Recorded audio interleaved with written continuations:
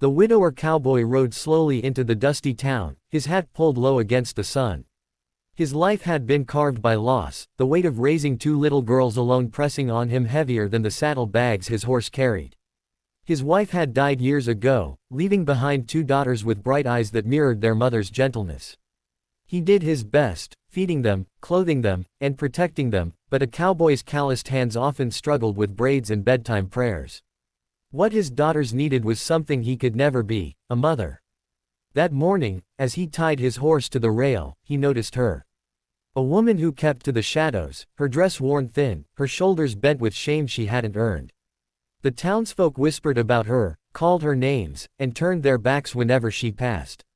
She had no family, no place, no mercy from those who thrived on cruelty.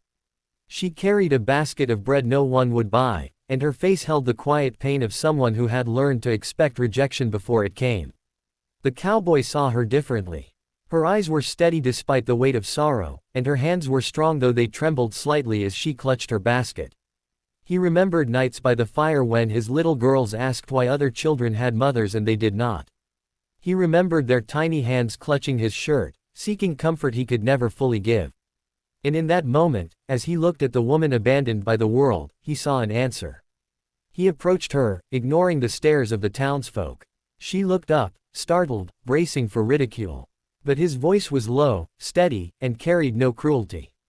"I need a mother for my girls," he said simply. "And you need shelter. Maybe we could be what the other needs." She froze, the words catching in her throat. No man had ever spoken to her with kindness, let alone offered her a place beside him. Her lips parted, but doubt surged through her heart. "Why me?" she whispered, barely audible. The cowboy tipped his hat back, his weathered face etched with honesty. "Because I see strength where they see weakness. My daughters don't need a perfect woman. They need someone who'll love them. And I reckon you need someone who'll stand by you when the world won't." The silence stretched between them, broken only by the wind pushing dust along the street. People watched, some scoffing, some whispering, but the cowboy didn't shift his gaze. He didn't see an outcast, he saw a woman who had endured, and that was enough. Her eyes burned with tears she hadn't allowed herself to shed in years. For so long, she had believed she was unworthy of belonging. Yet this man, scarred by his own loss, was offering her not just a roof, but a family. Her hands trembled as she set down the basket. Slowly, she nodded, though fear and hope battled inside her. That evening, he brought her home. His girls, shy at first, peeked out from behind the doorway. The woman knelt, her smile tentative but gentle, and extended her hand. The smallest girl, clutching a doll missing an arm, stepped forward and placed her tiny hand in hers. Something in the room shifted, the emptiness began to heal. The cowboy watched silently, his chest heavy with something he hadn't felt in years, peace. The world might never understand why he chose her, but he knew the truth. Sometimes broken souls fit together better than perfect ones. And as the fire crackled in their small cabin, he realized he hadn't just offered her shelter, he had found the missing piece of his family. The cabin sat quietly against the wide stretch of land, its timbers weathered by years of wind and rain, but solid enough to stand another lifetime. The widower cowboy had built it with his own hands, the walls raised plank by plank after his wife had passed. It was never meant to be a monument to his loneliness, but that was what it had become. Nights grew long and silent once the girls were asleep, and the weight of grief pressed into every corner. Yet now, with the outcast woman walking softly across the wooden floor, there was a sense of change, as if the cabin itself held its breath to welcome her. The girls were quiet at first, their wide eyes taking in the stranger who suddenly stood in their home. The older one, with her mother's steady gaze, stood protectively near her little sister, as though bracing for disappointment. The younger girl, however, clung to her doll and tilted her head curiously at the woman. Children could sense things words could not explain, and though townsfolk had spat cruel names, the girl's small heart found no reason to fear her. When the woman knelt and smiled, something fragile and precious bloomed. The child stepped forward, timid but certain, and pressed her small hand into hers. That touch lingered. For the woman, it was as if years of rejection fell away in a single moment. She had long been accustomed to turned shoulders, mocking eyes, and doors slammed before her face. Here, in this humble cabin, a child's trust cracked the shell of loneliness she had carried for so long. Her throat tightened, and though she tried to steady herself, her vision blurred with tears. The cowboy stood in the doorway, watching. He said nothing, for words were too clumsy for the weight of what unfolded. He had prayed quietly for someone who could fill the hollow left in his daughters' lives, someone who could mend what he could not. Watching his youngest take that first step toward the woman, he knew he had not been mistaken. The night moved slowly. Supper was simple: beans, bread, and a bit of meat left from the smokehouse. She offered to help, her hands eager though uncertain. He guided her toward the kitchen, where she moved carefully, touching the shelves and pans as though memorizing a space that was suddenly hers. The girls sat nearby, whispering to one another, their eyes darting between her and their father. By the time the meal was ready, the cabin smelled warmer than it had in years. They sat together at the table, the fire casting shadows against the log walls. The woman bowed her head, waiting for the prayer. The cowboy spoke in a quiet voice, thanking the Lord for food, for family, and, hesitating only for a heartbeat, for the gift of new beginnings. His girls folded their small hands, their voices rising softly at the Amen. The woman whispered it too, her voice trembling, not from disbelief but from awe that she was included in this prayer, in this family. After supper, the girls pulled their new companion toward the small corner where they kept their treasures: handmade dolls, a chipped teacup, and bits of colored glass they had found along the riverbank. They showed her each item with pride, as though offering her pieces of their hearts. She listened intently, smiling and nodding, never once dismissing their excitement. Her laughter, quiet but genuine, filled the room, and the cowboy found himself leaning against the doorframe, his chest swelling with something unfamiliar. He had nearly forgotten what it was to hear laughter in his home. Later, when the girls were tucked into bed, she lingered by their side, smoothing the blanket and humming a tune no one recognized. The melody was soft, perhaps something from her childhood, perhaps something made up on the spot, but it soothed the girls until their eyes closed. She kissed each of their foreheads, hesitating as though she wasn't sure she was allowed, but they accepted it without question. When she finally rose, she turned to find the cowboy watching her from the doorway. "There, good girls," she said softly, her voice breaking. He nodded. "They are. And they'll be better with you here."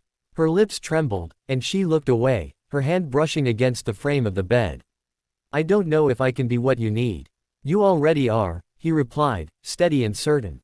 Days passed, and she learned quickly. She rose early with him, sometimes before the sun, to fetch water or gather wood. At first, she stumbled through the chores, her hands unused to the rhythm of ranch life. But she was determined, and the cowboy admired her grit. She burned her fingers once while stoking the fire, but brushed it off with a small laugh, refusing pity. He watched her closely, not out of doubt, but out of a growing respect for the way she refused to let the past chain her. The girls grew attached faster than he expected. They trailed after her, eager to help with anything, kneading bread, sweeping floors, or feeding chickens. They called her Miss, then Ma'am, and before long, the younger one slipped and called her Mama. The word froze the woman in her tracks, her hands trembling as she clutched the child close. She wept quietly into the little girl's hair, overwhelmed that someone had given her the title she had once thought impossible. The cowboy saw the moment from a distance, his heart tightening. It wasn't about replacing the woman he had lost, nothing ever could, but about building something new, something that belonged to all of them. But not everyone welcomed the change. When the cowboy rode into town with her at his side, whispers rose like dust behind them. Men spat tobacco and muttered under their breath. Women pulled their children close, warning them away with sharp glances. The outcast was still an outcast, at least in the eyes of the town. The cowboy, however, paid them no mind. He rode tall, his hand steady on the reins, his jaw set like stone. When a man at the saloon sneered, "Couldn't find a decent woman, so you picked up the town stray." The cowboy's fist flew before the words could finish. The man staggered backward, blood on his lip, silence falling over the street. The cowboy's voice cut sharp and low, "She's mine now. Speak of her again, and you'll regret it." From that day forward, the whispers softened, though never fully disappeared. People feared the cowboy's wrath more than they respected the woman. But inside the cabin, none of that mattered. There, she was not an outcast. She was mother, wife, and home. Winter came, harsh and relentless. Snow buried the plains, and the wind howled against the cabin walls. The cowboy spent long hours chopping wood, ensuring the fire never died. She tended to the girls, keeping them warm, teaching them to stitch small pieces of fabric into something whole. At night, they sat together by the fire, stories spilling into the air. The girls would curl against her, their eyes heavy with sleep, while the cowboy sat quietly, feeling the warmth of family wrap around him like a blanket. There were struggles, days when food was scarce, when the roof leaked, when sickness brushed too close. Once, the younger girl fell ill with a fever that wouldn't break. The woman stayed by her side through the night, wiping her brow, praying softly. The cowboy sat near, his rough hands helpless, until she took his fingers and pressed them to the child's small hand. Together, they waited, and when the fever finally broke at dawn, they both wept silently, clinging to each other as though they had fought death itself and won. Through it all, their bond grew. He began to notice her laughter more often, the way her eyes softened when she looked at the girls, the way her hand brushed his arm when passing. She noticed the way he carried burdens without complaint, how his silence was not coldness but depth, how he looked at her as though she were not broken but whole. One night, after the girls were asleep and the fire burned low, she sat beside him, her hands folded in her lap. "I don't know why you chose me," she said quietly. "You could have found someone better, someone the town would accept." He turned to her, his eyes steady. "I didn't need someone for the town. I needed someone for my girls. For me. And I reckon God doesn't make mistakes when He puts people together." Tears welled in her eyes, and she leaned against him, her head resting on his shoulder. For the first time in years, she felt safe, not just in a house, but in a heart that had chosen her. As the seasons changed, so did they. The land remained harsh, but together they faced it. The girls grew taller, stronger, their laughter echoing across the fields. The woman, once shunned, now stood with her head high, not because the town had changed, but because she had found her worth in the eyes of those who mattered. The cowboy, once weighed down by loss, now carried hope as steady as the sun rising over the plains. Their life was not perfect, but it was theirs, woven together by need, by choice, by love that had been forged in the hardest of fires. And though the world outside might never understand, inside that cabin they had built something unshakable, something eternal. The years passed like the quiet roll of the seasons, each one layering memory upon memory, stitching together a life that neither the widower cowboy nor the woman once outcast could have imagined. The cabin grew fuller, not only with the laughter of children but with the small details of a family carved from hardship and love. Curtains she had sewn by hand fluttered at the windows, wildflowers gathered by the girls sat in jars upon the table, and the smell of bread often lingered in the air. What once felt like a hollow shelter now breathed warmth. The girls flourished beneath her care. They learned to bake bread and mend torn hems, but more importantly, they learned the strength of compassion. Where once they had only their father's rugged guidance, they now had the gentle but firm hands of a woman who knew what it meant to be shunned, who taught them that kindness was never weakness. The younger girl, now old enough to ride on her own, often returned from the meadow with braids loose and cheeks flushed, telling stories of how Mama had taught her to braid flowers into her hair. The older one, who had carried the weight of protecting her sister, began to ease into childhood again, letting go of burdens she had no business carrying. She laughed more freely, smiled more often, and sometimes leaned against her father's arm, whispering how glad she was that he had found the woman who filled the empty space in their home. The cowboy himself carried a new look in his eyes.